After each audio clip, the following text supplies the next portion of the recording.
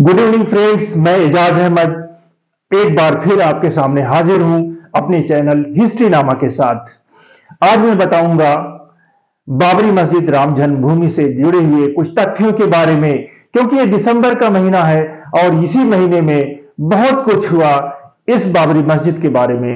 इस बाबरी मस्जिद का फैसला, इस बाबरी मस्जिद के ताला, इस बाबरी मस्जिद में रामलला की मूर्ति, इस बाबरी मस्जिद का विध्वंस, ये सब इसी दिसंबर के महीने से जुड़ा हुआ है। मैं आप लोगों को इसके बारे में बताना चाहता हूं कि बाबर अपने दिल्ली और आगरा में विजय प्राप्त करने के बाद वो अपने दुश्मन अफगानों का पीछा करता हुआ जा रहा था।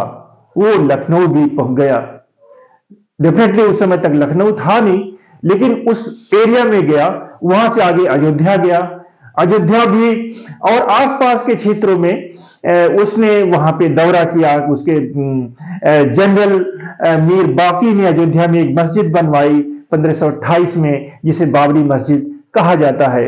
ये बाबरी मस्जिद उसी टाइम से 1528 से फंक्शनल थी और ये वहां पर किसी और तरीके के वहां पर मंदिर नहीं थे, बल्कि वह एक आम सी जगह थी, आम सा शहर था। डेफिनेटली वहां पे कुछ डेब्रिस थी, वहां पर टीले थे, कुछ ऐसा लगता था कि कुछ डिमोलिश हुआ रहा होगा। यहाँ पे वो स्तूप थे या बौद्ध धर्म से संबंधित थे या मंदिर थे, ये कुछ नहीं बताया जा सकता, क्योंकि वहां पे खुदाई नहीं हुई उस समय में।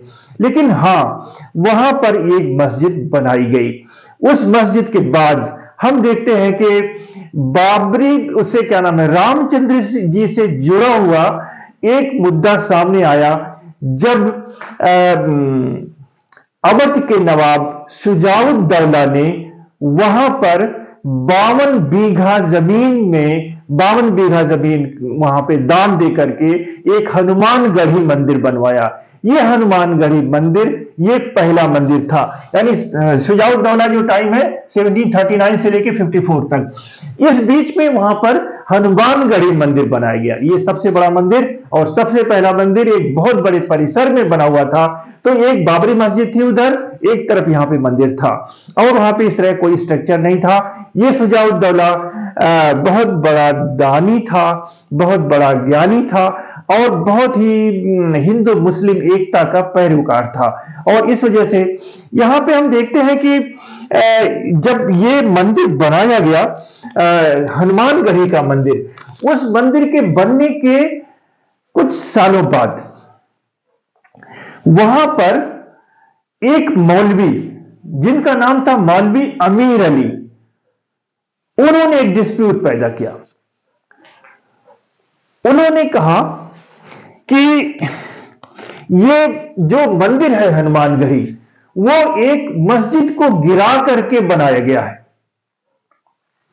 ये बात है नवाब वाजिद अली शाह के टाइम की, 1857 के विद्रोह से पहले के समय की, 1855 की। यही नहीं, अमीर अली तकरीबन 300 दूसरे मौलवियों को लेकर के आए और उस हनुमानगढ़ी मंदिर के ऊपर हमला बोल दिया। वहां के जो लोकल हिंदू थे उन्होंने और नवाब वाजिद अली शाह की सेना ने इनका मुकाबला किया। सेना विजयी रही। अमीर अली के साथ तकरीबन 70 लोग इस लड़ाई में मारे गए और हनुमानगढ़ी मंदिर का कुछ नहीं बिगड़ा। हम देखते हैं कि बहुत बाद में सेम स्टोरी बाबरी मस्जिद के लिए भी दोहराई गई। अब बाबरी मस्जिद के बारे में मैं आपको बताना चाहता हूं। हनुमानगढ़ी मंदिर का मामला है, मैंने इसलिए बताया क्योंकि वही बाबरी मस्जिद के लिए जो हिंदुओं ने शुरू किया था, वही मुसलमानों ने हनुमानगढ़ी मंदिर के लिए किया था। सेम स्टोरी रिपीट हुई थी और इसे कहीं ना कहीं ये बाबरी मस्जिद विध्वंस में वो हनुमानगढ़ी की स्टोरी जो है वो एक इंस्पायरेशन है, इंस्पायर करती है। इसमें हम देखते हैं कि तकरीबन 1857 के पहले ही नवाब वाजिद अली शाह ने यहां पर मस्जिद क्या नाम है, मंदिर को उन्होंने टूटने से बचाया था। नवाब वाजिद अली शाह ने, उनकी सेना ने। हम देखते हैं कि 1857 से पहले ही नवाब वाजिद अली शाह के जाने के बाद, क्योंकि 1857 के में से पहले ही तकरीबन 54 में नवाब वाजिद अली शाह को बेदखल कर दिया गया था। अब वहां पर ब्रिटिश गवर्नमेंट का शासन था। तो 1853 के बाद जो है वहां पर, जैसे ये बाबरी मस्जिद है, यहां पे पास में ही एक चबूतरा वहां पर महंत ने बना दिया। बाबरी मस्जिद के कॉम्प्लेक्स में, कॉम्प्लेक्स बहुत बड़ा था, यहां पे चबूतरा बनाया वहां के महंत ने, और ये कहा कि यह चबूतरा जो है रामचंद्र जी के जन्म से जुड़ा हुआ है, और इस चबूतरे में की ओनरशिप उस महंत को दिया जाए। मामला चबूतरे की लड़ाई से हुई, प्रशासन अलर्ट हुआ। हम देखते हैं 1861 में, यह चबूतरा कब बनाया गया, 1857 के आसपास, 1856 वगैरह में यह चबूतरा बनाया गया। 1861 में, 1861 में एडमिनिस्ट्रेशन ने, क्योंकि दोनों कम्युनिटीज में लफड़ा ना हो, इस वजह से यहां बीच में एक दीवार खड़ी कर दी, यानी कि ये चबूतरे का कॉम्प्लेक्स ये मस्जिद का ही है, टोटल कॉम्प्लेक्स। अब उन्होंने कहा कि ठीक है, ये चबूतरे वाली जमीन जो है हम ये महंत को दे देते हैं, ठीक है, ये कन्फ्रंटेशन टालने के लिए महंत ने। लेकिन इसके बाद हम देखते हैं 1883, एक महंत जिसका नाम था महंत रघुबर दास, रघुबर दास ने इस चबूतरे के ऊपर मंदिर बनवाना शुरू कर दिया।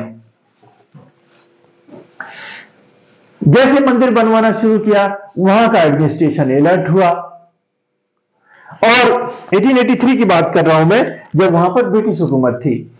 अंग्रेजों ने इस पे स्टे लगा दिया, बंद करवा दिया कि तुम नहीं कर सकते, इसे बहुत बड़ा डिस्प्यूट होगा। उन्होंने सोचा महंत रघुबर दास ने की दीवार तो खींची गई है, अब हम यहां पे मंदिर बना लेंगे, कोई नुकसान इसमें नहीं होगा। बहरहाल इसके ऊपर चबूतरा बनने नहीं दिया गया, और क्योंकि इसके बाद हम देखते हैं 2 सालों बाद 1885 में, 1885 जब महंत रघुबर दास चले गए, कोर्ट, जो लोअर कोर्ट होती है, सब जज जहां पे बैठता है, तहसील लेवल की जो कोर्ट थी, उसमें कोर्ट में गए और उन्होंने कहा कि ये चबूतरा मेरा है, ये इसमें मेरा अधिकार है, ये रामचंद्र जी से जुड़ा हुआ है, बहरहाल इस चबूतरे पर अधिकार मेरा होना चाहिए। इस कोर्ट ने 1885 में यह कह करके मना कर दिया कि चबूतरा तुम्हारा नहीं है और इसमें तुम कोई भी कंस्ट्रक्शन नहीं कर सकते। फिर इसके बाद रघुबर दास नहीं माने। रघुबर दास 1886 में, अगले साल ही 1886 में डिस्ट्रिक्ट कोर्ट पहुंच गए। डिस्ट्रिक्ट कोर्ट ने भी कहा कि यह चबूतरा का रघुबर दास से कोई लेना देना नहीं है, लेकिन इतनी बात जरूर कही कि हां, इससे इंगित होता है, क्योंकि ये तमाम सारे हिंदूज या रघुबर दास महंत ये इस बात पे अड़े हुए हैं कि राम जन्म से संबंधित ये चबूतरा है, इस वजह से उन्होंने भी आस्था की बात की और ये कहा कि लगता है कि इससे कहीं रामचंद्र जी के जन्म से संबंध रहा होगा, तब ये लोग इतना अड़े हुए इस बात में। अंग्रेज थे, उनको कुछ पता नहीं था इस तरह की बातें में, लेकिन वो इतना जानते थे अगर कोई इतनी शिद्दत से उस पर लगा हुआ है, इसका मतलब उस पर रामचंद्र जी रहे होंगे। ऐसा उन्होंने उस पर शक जताया कि इस तरह के राम से कोई संबंधित ऐसा मामला रहा होगा।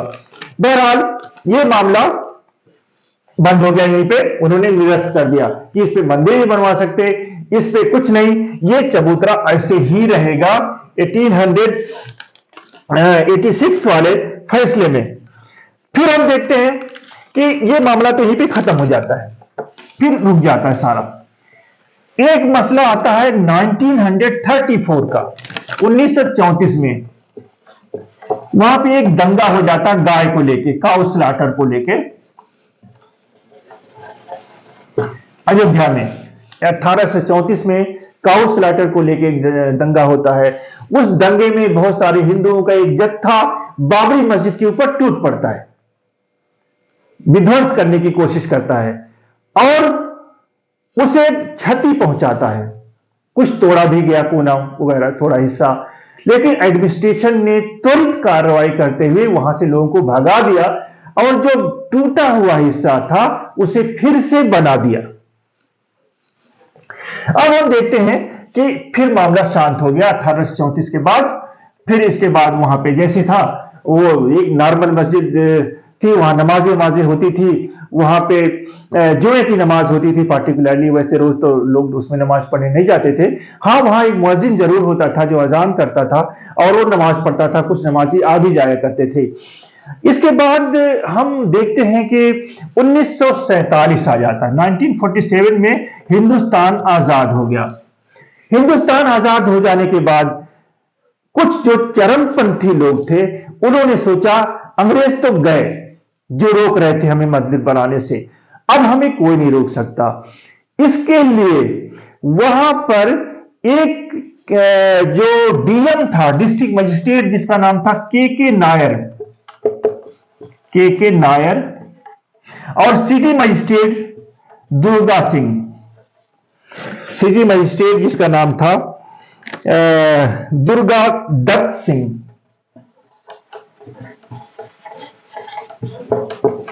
दुर्गा दत्त सिंह, के नायर, जिनका एक किसी धार्मिक संगठन से, बहुत बड़ा धार्मिक संगठन था, उससे इनका जुड़ाव था, ये डीएम थे वहां के, और उन्होंने 2 दिसंबर को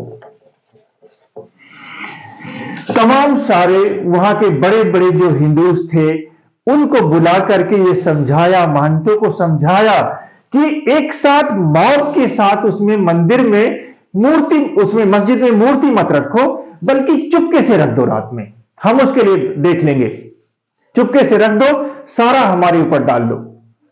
बहरहाल के नायर का साथ दिया दुर्गा दत्त सिंह ने, उसके लिए प्लाट तैयार किया गया। बहरहाल 20 दिन बाद 22 दिसंबर और 23 दिसंबर की रात को वहां पर 5 साधु एक टोकरी में सर पे रखे हुए, उसमें छोटी सी काली सी रामलला की मूर्ति, बच्चा राम के बचपने की एक मूर्ति रख करके वो उसे स्थापित करने जाते हैं आधी रात को। उस वक्त मस्जिद में जो थे वो क्या नाम है, इनका नाम था इस्माइल, मुअज्जिन जो थे, मुअज्जिन जो अजान कहता है उसका नाम है इस्माइल। इस्माइल से उनका टकराव हुआ। वो लोग 5 थे, इस्माइल 1 थे। इस्माइल ने रोकने की कोशिश की, लेकिन इस्माइल के रोकने से वो नहीं माने।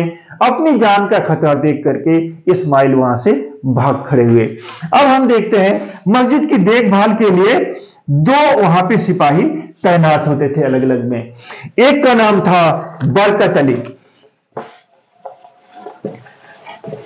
एक का नाम था बरकत अली, दूसरा का नाम शेर सिंह था। शाम से लेकर 12 बजे रात तक इसके शेर सिंह की ड्यूटी थी। 12 बजे रात के बाद बरकत अली की ड्यूटी थी। अब जब 12 बजे रात में, 22 दिसंबर की 12 बजे रात में जब बरकत अली आए वहां पे ड्यूटी देने के लिए, तो शेर सिंह से उनसे कहा तुम सो जाओ, तुम्हारी ड्यूटी मैं कर लूंगा। किसी भी अनजाने डर से, अनजाने हादसे से अनभिज्ञ बरकत अली सोने चला गया। शेर सिंह को पता था कि क्या होने वाला है, क्योंकि इसमें डिस्ट्रिक्ट मजिस्ट्रेट भी इन्वॉल्व था, इसमें दुर्गा दत्त जो सिटी मजिस्ट्रेट था वो भी इन्वॉल्व था, और पूरे पुलिस वाले इन्वॉल्व थे। सारे लोग जानते थे क्या होने वाला है। बहरहाल 1.5 घंटे तक, यानी 1:30 बजे फिर ये शेर सिंह जाता है। जब वहां पे मूर्ति डाल दी गई, रख दी गई, वहां पे वो जाता है, बरकत अली को जगाता है और कहा कि ठीक है मैं सोने जा रहा हूं, तुम अब ड्यूटी करो अपनी। बहरहाल इसमें हम देखते हैं 1.5 घंटा 12 बजे रात में और एक है 1:30 बजे रात में। अब साहब 1.5 घंटे का हिसाब जिसके अंदर मूर्ति रखी गई। अब बरकत अली आता है, बरकत अली ने देखा गर्भगृह के उसमें क्या नाम है, डोम के नीचे, मिडिल डोम के नीचे इमाम की जगह पे वहां पे एक मूर्ति रखी हुई है। अब बरकत अली दुविधा में पड़ जाता है, अब करे क्या? उसने सोचा कि अगर यह कहता है कि कोई रख गया तो कब रख गया, तुम 1.5 घंटे लेट थे। अगर यह बताए कि मैं 1:30 बजे आया तो उसे सवाल पूछा जाएगा 1:30 बजे तुम क्यों आए, तुम तो 12 बजे तक थे। तो उस झूठ को बचाने के लिए, उस अपने आप को बचाने के लिए बरकत अली झूठ बोलता रहा कि ये तो रामलला प्रकट हुए हैं। मतलब 12 बजे और 1:30 बजे तक मामला ही खत्म कर दिया और रामलला प्रकट हुए हैं, और इसके बाद वो शोर मचाना शुरू कर दिया। अब हम देखते हैं कि फिर सुबह हुई, तमाम सारे लोग इकट्ठा हो गए, रात में ही से इकट्ठा होने, वहां भजन कीर्तन शुरू हो गया। ये बात आनंद फानन में जवाहरलाल नेहरू तक खबर पहुंची। जवाहरलाल नेहरू ने जो यहाँ के सीएम थे गोविंद बल्लभ पंत, उनको कॉल की और उन्हें बताया कि मामले को फौरन सुधारो। गोविंद बल्लभ पंत ने के नायर को बुलाया और कहा जल्दी से इस मूर्ति को निकाल के बाहर करो। के नायर जो अलग एक हिंदू संगठन से जुड़े हुए थे, उन्होंने मना कर दिया। उन्होंने कहा बहुत बड़ा कम्युनल राइट हो जाएगा, बहुत बड़ा फसाद हो जाएगा और इस फसाद को कोई संभालने वाला नहीं होगा, मैं तो इस काम को नहीं करता। मजबूर होकर के पंडित गोविंद बल्लभ पंत को उसे ताला लगवाना पड़ा। वहां पे ताला लगा दिया गया, मुसलमानों को नमाज पढ़ने से रोक दिया गया और हिंदुओं के लिए भी अंदर जाने की इजाजत नहीं थी। वो दर्शन करते थे, ग्रिल लगा दी गई, वहां से वो वहां पे दर्शन किया करते थे। लेकिन उस दिन 22 दिसंबर की रात, जिस दिन रामलला का प्रकट होना उसमें बताया गया, उस दिन कुछ लोगों को गर्भगृह के अंदर जाने की इजाजत थी। इस तरह से हम देखते हैं कि एक बहुत बड़ा मामला जो था क्रिएट कर दिया गया। हिंदुस्तान की सियासत में, धर्म के इतिहास में एक बहुत बड़ा भूचाल सा आया था उस रात को, जो दिसंबर की 22-23 दिसंबर की रात आई थी। इसके बाद हम देखते हैं बहुत दिनों बाद राजीव गांधी ने ताला खुलवा दिया और फिर से एक नया डिस्प्यूट शुरू हुआ था। बहरहाल इसके बाद इसकी बात की कहानी ज्यादातर लोग जानते हैं और मैं आगे बताने की भी कोशिश करूंगा। तब तक के लिए धन्यवाद।